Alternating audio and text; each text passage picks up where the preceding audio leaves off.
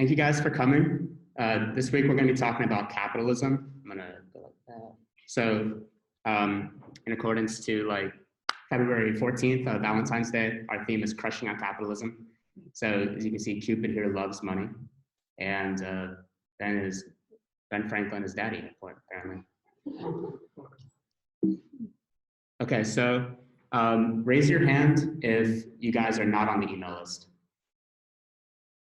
One of you guys want to get him? And then if you guys, who's not in the group name? Raise your hand if you're not in the group name. Okay, so afterwards, what's your name? What is it?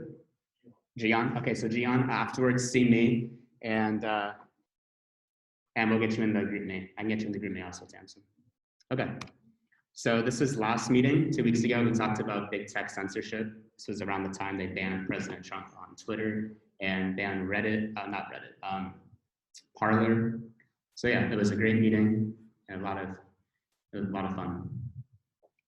Okay, so what is capitalism? So capitalism is often thought of as an economic system in which private actors own and control property in accord with their own interests, and demand and supply are freely set in markets, freely set prices in a way that best serves the interests of society. And that's the definition from the International Monetary Fund. So these are the pillars of capitalism. 1 second. So these are the pillars of capitalism. We have private property, which allows people to own tangible assets such as land and houses, and intangible assets such as stocks and bonds. We have self-interest, which is through which people act in the pursuit of their own good without regard to socio-political pressure. Nonetheless, these uncoordinated individuals end up benefiting society as if they were guided by an invisible hand. And we'll talk about that term. It was by Adam Smith. Competition. Through firms' freedom to enter and exit markets, this maximizes social welfare, that is, the joint welfare of both producers and consumers. We have a market mechanism that determines prices in a decentralized manner, in opposition to like a central planning system of communism or socialism. It's a decentralized mechanism between buyers and sellers, and prices in return, they allocate resources which naturally seek the highest reward. And this also goes for wages too. So the wage market is also supply and demand. Freedom to choose. With respect to consumption, production, and investment, dissatisfied customers can buy different products, investors can pursue more lucrative ventures, and workers can leave their jobs for better pay. And finally, the limited role of government. So to protect the rights of private citizens and maintain an orderly environment that facilitates proper functioning of markets. So anyone, have you guys seen this quote before? It is not from the benevolence of the butcher, the brewer, or the baker that we expect our dinner, but from their regard to their own self-interest. Anyone know who said that besides Stamson? You both know? All right, just say it on 3. 1, 2, 3. Nice. So yeah, so this is by Adam Smith. Is that what you're gonna say? Dale Carnegie. From his How to Win Friends and Influence People book. It's close. So Adam Smith, he's the father of capitalism. Born in Scotland in 1723, he died in 1790 at age 67. And his notable works, as Tamsin said, it's The Wealth of Nations. But something that I learned is actually, that's just a shortened version of the name. It's an inquiry into the nature and causes of the wealth of nations. That was written in the year of our independence, and the theory of moral sentiments. I've never read The Wealth of Nations, but I really want to. I've heard that even though it's like an old book, it's really easy read, and it's very practical. And it's one of the most referenced books by all economists. So The Invisible Hand. So this is the beneficial social and economic outcomes that may arise from the accumulated self-interested actions of individuals, none of whom intends to bring about such actions. So people are acting individually, they're just buying and selling in markets, and that comes together, kind of like the quote before. It's not from the benevolence of the butcher that you expect. They don't really care about you. They're just trying to earn money, but in in that process of them trying to earn money, they're serving society as a whole. Just like as Ben Shapiro says about like sort of capitalism, sort of like forced altruism. So you have to think of your fellow man in order to succeed, or else you won't make money. But that isn't the case in our modern society. Perhaps it was the case back before machines were much cheaper and electricity much cheaper than our fellow man. But is Amazon.com serving the best interests of societies by putting millions of people on unemployment, by shutting down mainstream America, by creating an opioid epidemic in the country, in the counties that we serve as Republicans? Are they serving the best interests of America? I disagree with this idea that. Okay, so let's pin that. You're gonna love the discussion we're gonna have at the end. So keep that thought. It'll definitely let you talk. So yeah, we have a discussion at the end. So yeah, we'll circle. Simon, I'll circle back to you. All right. Thank you, Bob.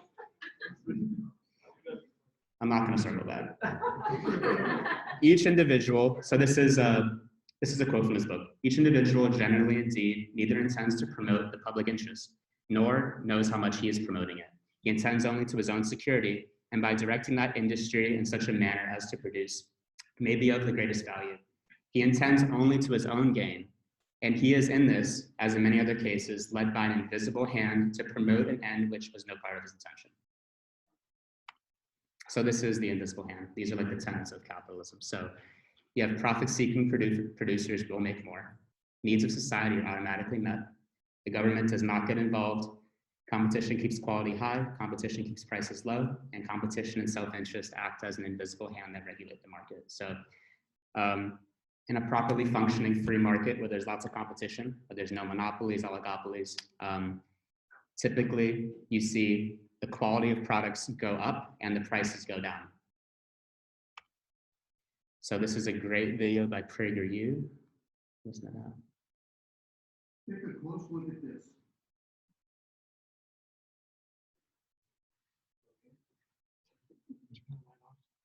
Yeah. How do you feel like? Thank you. Jonathan Haidt, the noted New York University psychologist, calls it the most important graph in the world. Why does he say that?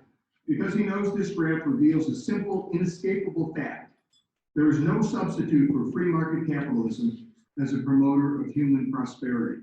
Let it be noted that Haidt is no one's idea of a conservative. But when hard evidence stares him in the face, he's not going to look away. The graph is based on the research conducted by the late British economist Angus Maddison.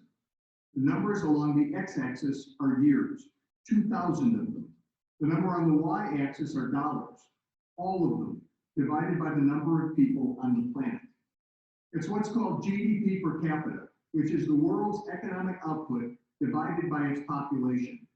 GDP is considered the best measurement of a country's standard of living, and in this case, the world's standard of living. Often when I show this graph to students, I get this comment: that's not capitalism. It's just the impact of the Industrial Revolution. So I show them another chart by the Madison Project. This one breaks the GDP hockey stick into regions. As you can see, there are a number of hockey sticks, but note that they don't rise at the same time. The United States surged first. Why? Well, in a very fortuitous coincidence, the year 1776 witnessed both the signing of our Declaration of Independence and the publication of a book called The Wealth of Nations by the Scottish economist and philosopher Adam Smith. In his book, Smith explained how to create a modern free market capitalist economy and the benefits of doing so. America's wise founders took Smith's principles to heart, and within a mere 100 years, the blink of an eye historically, capitalism turned the United States from 13 backwoods colonies into the world's largest economy, and it's held that position ever since. Western Europe shot up as well, but later. It rose steadily during the Industrial Revolution and then experienced a sharp rise after World War II when, between the end of the war and the mid-1960s, it fully embraced the free market. Japan too shot up after World War II, surpassing Western Europe for the first time, after the US helped the Japanese transition to a democracy and a free market capitalist economy. Eastern Europe took off after it was released from the Soviet Union and socialism in 1991. China did likewise after the Chinese moved away from strict socialism and implemented some limited free market policies. One can only imagine where China would be now if its leaders had fully unleashed the forces of the free market. Yes, during this period of economic expansion, the wealthy got wealthier. That always happens when new wealth is created. But the middle class and the poor also greatly benefited. Here's another telling chart. This one is from the World Bank. In 1820, 94% of people lived in extreme poverty. Thanks to capitalism, by 2015, that number declined to 9.6%, single digits for the first time in human history. Now, it's still too many, but if we're going to reduce the number even more, we need to understand what caused the decline. Free market capitalism. If we combine the Angus-Madison hockey stick chart and the World Bank data on extreme poverty, what we get is something quite amazing. Unprecedented global prosperity and an unprecedented decline in poverty across the globe over the past 200 years. That's capitalism in a nutshell. One more chart. Johan Norberg, a Swedish economic historian, shows us how well ordinary people do when they work in a free market economy. Since 1990, hunger, poverty, illiteracy, and child mortality have all declined significantly with the decline of socialism. This all happened while we added 2 billion more people to the world. Far more people, far less poverty, better health outcomes, fewer babies dying. That's what economic freedom, capitalism can do. President John Kennedy, a Democrat, said it best. While making his case for significant tax cuts in 1963, he said a rising tide lifts all boats. Kennedy didn't believe that the poor only get richer when the rich get poorer. He believed everyone could get richer with economic growth. History has shown that he was right. This whole capitalism versus socialism debate is backwards. It's not those who advocate for free market capitalism who need to justify their actions. Rather, it's those advocating for socialism or any form of it who have a lot of explaining to do. I'm Andy Posner for Prager University. This video was made possible. Pretty interesting, right? That's my brother. So yeah, what do you guys? That video is pretty cool, right? Just want to look at that graph again. That was fascinating. So yeah, for like 1,000 to almost 2,000 years, everyone was living on less than $1 a day, and then capitalism brought everyone up. And even in America, the lowest, like the poorest people, the middle class, they're still better off than many other people in other countries. You know, like our standard of living, the technology we have, the standard of living, just having water that you can turn on at just in less than a second. It's amazing. So capitalism, a lot of it is thanks to it.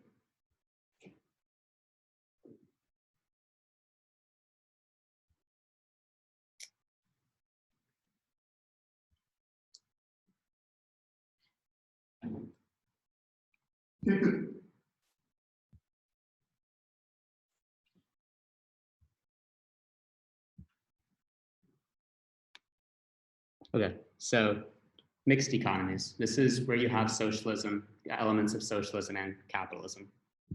So this is actually what the United States is. So we have a current economic system with the blend of free markets and government regulation. Social Security, Medicare, Medicaid, these are all, you can call them socialist policies. And governments typically intervene in free markets to correct market failures. So for example, pollution or traffic congestion. Pollution is an example. If you've taken economics, it's called an externality. It's an externality, and the government. Well, you'll learn it.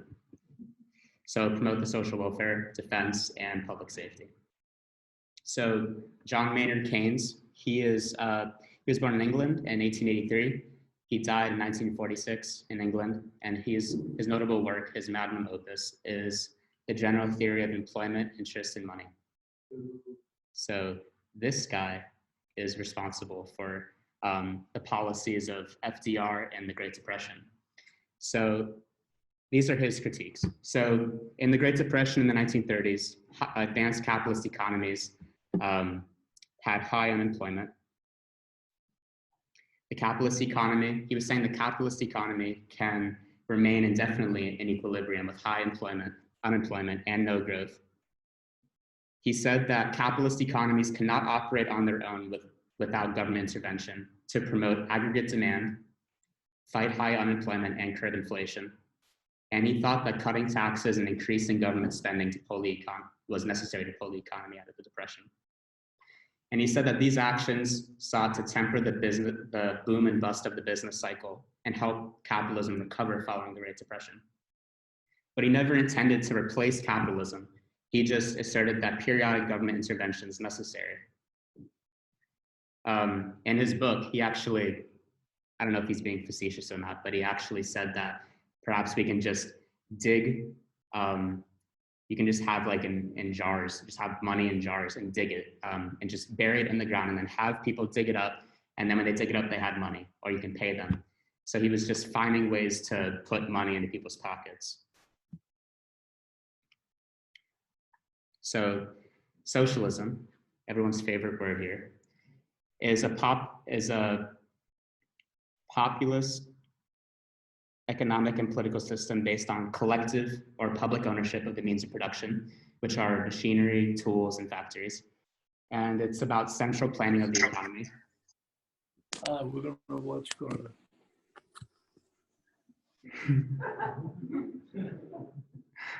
We can hear you, Ryan. Keep yourself muted.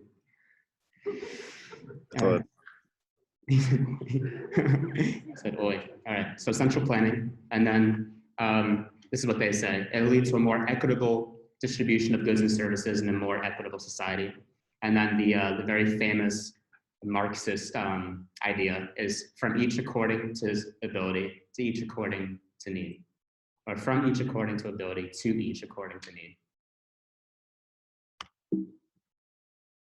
Okay, so this is where it gets interesting. So how many people have ever heard people say like, you know, I don't want capitalism, I just want like what they have in the Nordic countries, Scandinavia. They have socialism and it's pretty good there. I mean, they're happier than us over there. Who's heard that? Raise your hand. The Nordic country argument, almost all of you guys, nice. So there's a price to pay if you want a system like that. In the Nordic countries, they have government-sponsored college education, paid parental leave, universal healthcare, and a whole bunch of other government services, which are nice. Like, wouldn't it be nice to have free healthcare, free college education, parental leave? I mean, it's a nice thought, but there are, like, nothing's free. And the way that they do that is by having high and relatively flat taxes. So these are the Nordic countries. So especially they also have low corporate taxes. So the taxes are mostly on individuals, while the corporations are mostly allowed to sort of that would be a good point to bring up for discussion. That's so Norway, Sweden, Finland, Denmark. So this is so the threshold at which top marginal income of tax applies as a multiple of the country's average income. So what does that mean? That means that, for example, in Denmark, the top marginal tax rate of 60% in Denmark applies to all income over 1.2% times the average income in Denmark. So from the American perspective of an average income in America of $50,000, that means that if anyone makes 1.2 times the amount of the average income in America, $50,000, which is about $60,000, they would be paying the top marginal tax rate of 60%. In Norway, they have a top marginal tax rate of 39%, and that applies to anyone making 1.6 times the average Norwegian average income. In American terms, that means anyone making over $80,000. In Sweden, if you make 1.5 times the average of the income, then you have to pay a top marginal tax rate of 56.9%. In America, that's about $75,000 more. In America, so if you make 8.5 times the national average income, you'll pay a top marginal tax rate of 46.8. That's the average of state and federal combined rates. But that kicks in at 8.5%. So in that, is $400,000. So at $400,000, you'll be paying 46.8%. But as you can see, they're paying, 60%, 39, 56, and 46. But it's a lot. You don't have to, like I said, it's like this Denmark, it's $60,000. Can you imagine paying 60% in taxes if you make more than $60,000? That's how they afford free healthcare, free social services, free parental leave.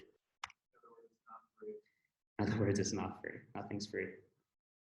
Or if you can just print money like the Fed and yeah. Okay, so, and then these are also the tax to GDP ratios of these same countries. So in Denmark, it's 44.9%, and Norway 39, Sweden 43, and America 24. So that means for every dollar that the government makes in GDP, that's how much that they're taxing people. And the GDP, as a side note, is the equation is consumption plus investment plus net exports plus government spending. And this is interesting. So this is what they call the Economic Freedom Index. And interestingly, America, the land of the free, we're not on top. We're at number 17. We are getting beat by Hong Kong, Singapore, Switzerland, Denmark, the Nordic country we just talked about, the Netherlands.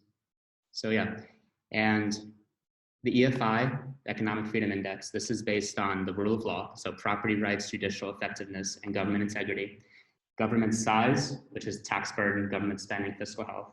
Regulatory efficiency, so business freedom, labor freedom, monetary freedom, and open markets. Trade freedom, investment freedom, and financial freedom. Higher, more free? Yeah. So Singapore is ranked the most free economically. So in rule of law, government size, regulatory efficiency, and open markets. So yeah, so if anyone, after watching this video, if anyone ever says that the Nordic countries are socialist, this is the prime minister of a Nordic country from Denmark, and he's really, really fascinating. Do you want to say something, Tamsin?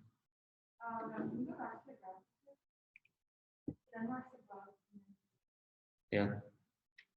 Number 8. Yeah. Very interesting. Consider the United States intervenes a lot in the favor of large corporations against smaller ones, and the judicial system is broken.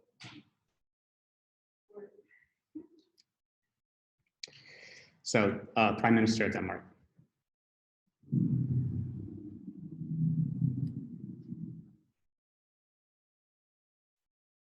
Please help me welcome Prime Minister Capitalism.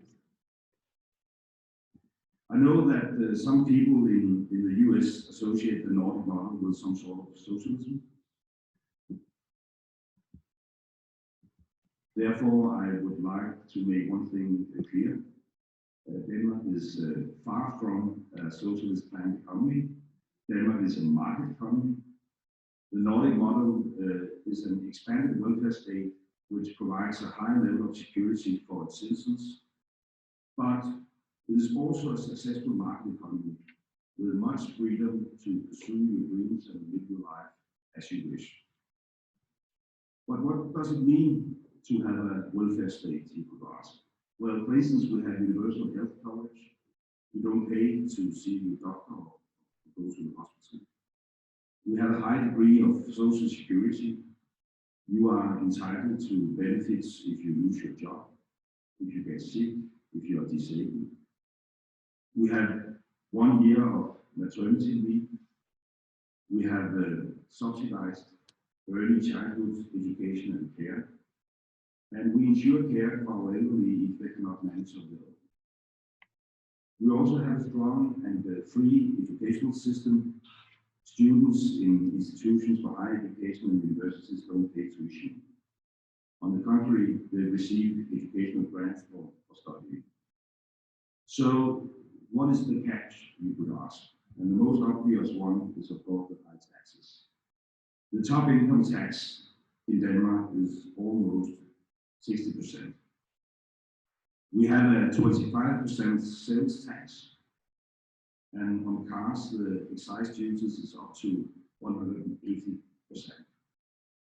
So in total, Danish taxes come to almost half of our national income compared to around 25% in the US.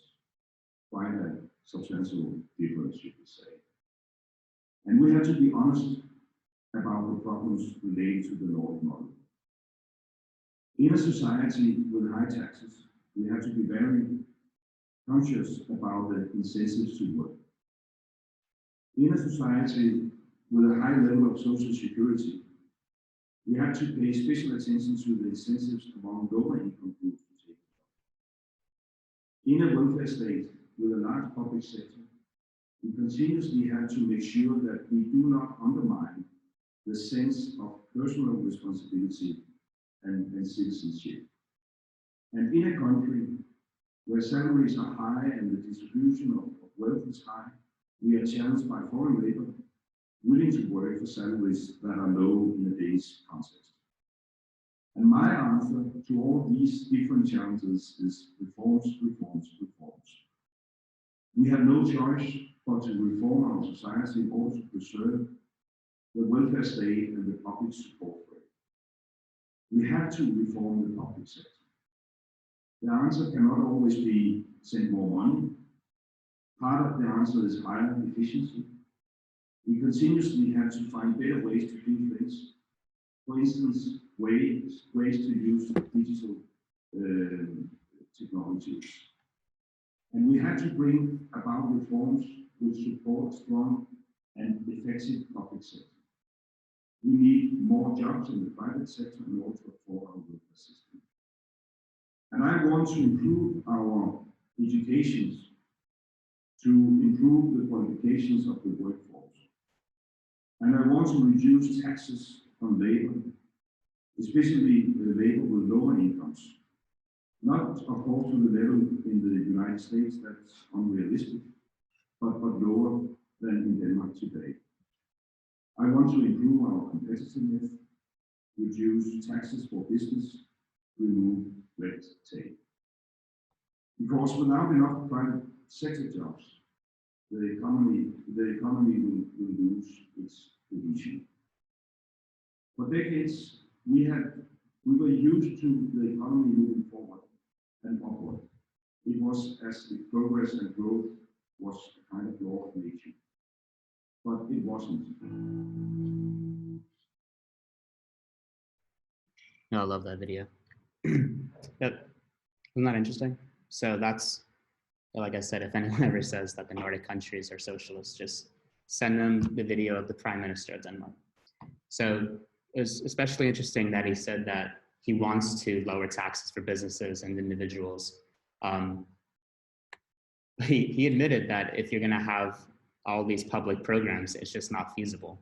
So it's a trade-off. At the end of the day, it's a trade-off.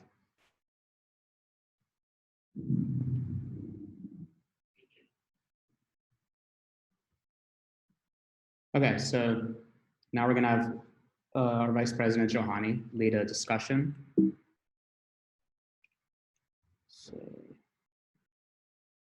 Okay, so Simon, this is your time to shine, buddy. Oh, we're circling back. We are circling The back. mythical circle. All right, so yeah, first question here we have is it worth it to pay higher taxes for government-sponsored college education, paid parental leave, and universal health care? Alex. And then everyone please speak up. So the people on the, you can stand up if you want, but everyone please speak up, because the microphone's coming from my laptop, and the people on Zoom have texted us and they said that they can't hear anyone during the discussion session. So let's just speak up so they can hear. I'll, I guess, quickly address each of them. No, basic answer is no, you shouldn't pay higher taxes for any of these, because really the government shouldn't provide any of these. Government-sponsored college, sure we can all think of a friend or someone you know who is getting a degree that you don't think is worth the money they're paying for it. There's gender studies majors, and I don't think the government should pay for that. I'd be okay with the government paying for colleges, everyone getting degrees they could actually use and be productive members of society, but too many people get used to degrees. Paid parental leave, I mean, it sounds like a good idea, but I was thinking you were gonna bring it up in the PowerPoint. I was reading some figures about the Nordic countries the other day, that even though there's like paid parental leave and, universal health care and all these like benefits that would be for women, like there's paid maternity leave sponsored by the government in these Nordic countries, but women are not in better positions. There's actually more women in management positions in the United States than compared to women in Nordic countries. And then universal health care, I just think that one's kind of dumb on common sense because not everybody has the same healthcare needs. So it's nice to think that, you just pay a little more taxes, everybody has access to it, but not everyone needs that same access. So not everyone should be paying that same amount in to the universal healthcare system if not everybody's going to use it the same. Good. Anyone on Simon? Okay, government-sponsored college education and paid paternal leave, not both of those, but universal health care. I mean, I think of it similarly to how I think of the fire service. It's very unreasonable to ask people to worry about the funding of something while they're literally dying. And just as you wouldn't want firefighters to ask you for money as your house burns down, who wants to be stressing about bankruptcy as your daughter is dying of cancer in front of you? Now, we can say, what if we don't need it? But we will all likely have children one day. We will all likely have people in our family who need help one day. And we will all likely have to suffer if those people don't receive the help they need, or if receiving that help means that they're going to die. Now, right now, the people in this country are frustrated. Universal health care is a 70% issue. You can say it's dumb, but the American people disagree. And I think as a Republican Party, we need to start figuring out how we can give people cheaper access to health care instead of this $300 a month model that I see for a health care with an $8,000 deductible that doesn't even cover a basic doctor visit. This system is broken. And the private insurance model is making out like bandits on the back of people dying in this country. Now, what do you think about Obamacare? Obamacare was a giveaway to private insurance companies. Obama was the biggest corporate sellout, elitist, Harvard cuck that I've ever known. Is capitalism immoral? No, it's amoral. It only cares about capital efficiency. If a robot and 5 cents of electricity an hour is better than some worker who needs the job for his family, well, then that worker is going to go die on the street. He's going to get addicted to heroin. It doesn't matter because capitalism doesn't care about any of us unless we vote to put in place regulations or we vote with our wallet to make things happen that care about us. But let's be honest with ourselves. In the modern world, it's easier said than done to vote with your wallet. All these corporations provide you products through layers of obfuscation. If your shoes or your backpack are made by slaves in China, meager slaves in concentration camps, you wouldn't know. They do it through layers of bureaucracy. So the only way is by voting with our actual votes. This is democracy. We can decide what our society values and what capitalism should and shouldn't be doing. Now, is income inequality an inherent feature of capitalism? So unacceptable as to reject capitalism. I don't agree with that. I think that income inequality is sorry. Yeah. All right, do we have any feedback for Simon?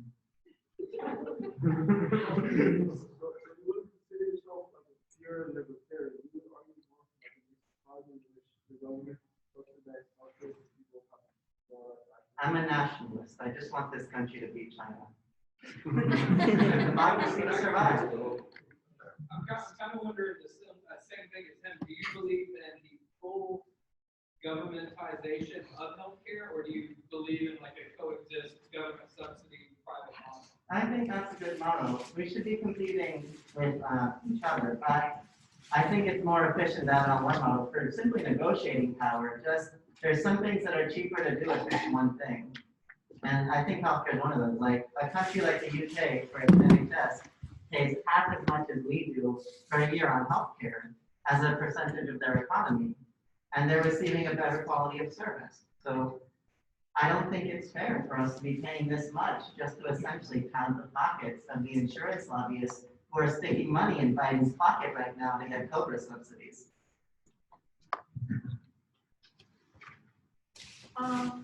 Well, first one, I'm kind of at a loss for words.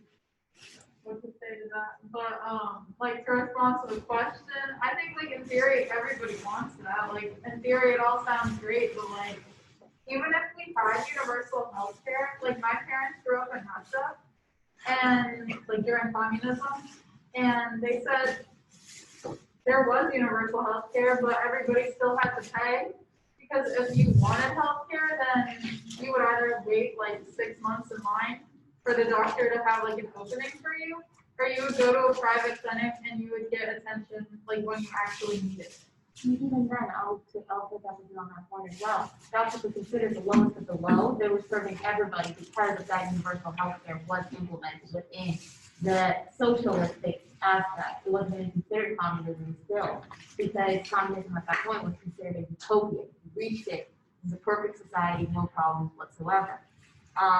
Going forward in that, similar with, I had both parents coming from the Soviet Union as well, so I understand that in that manner. When it comes to the government-sponsored college education, you have to understand what's going to be coming along with it. Because you're not only going to be acquiring education, but also propaganda that's coming. All the information that's being provided by the government. Because government's paying, they get control over what we learn. And even then, sometimes it can be flawed. Sometimes it can have certain holes and lack of details that we do need to understand for certain scenarios, certain fields that they choose not to reveal to us. And so it's kind of the situation. What are we willing to risk and lose at that point when it comes to higher education and letting it go?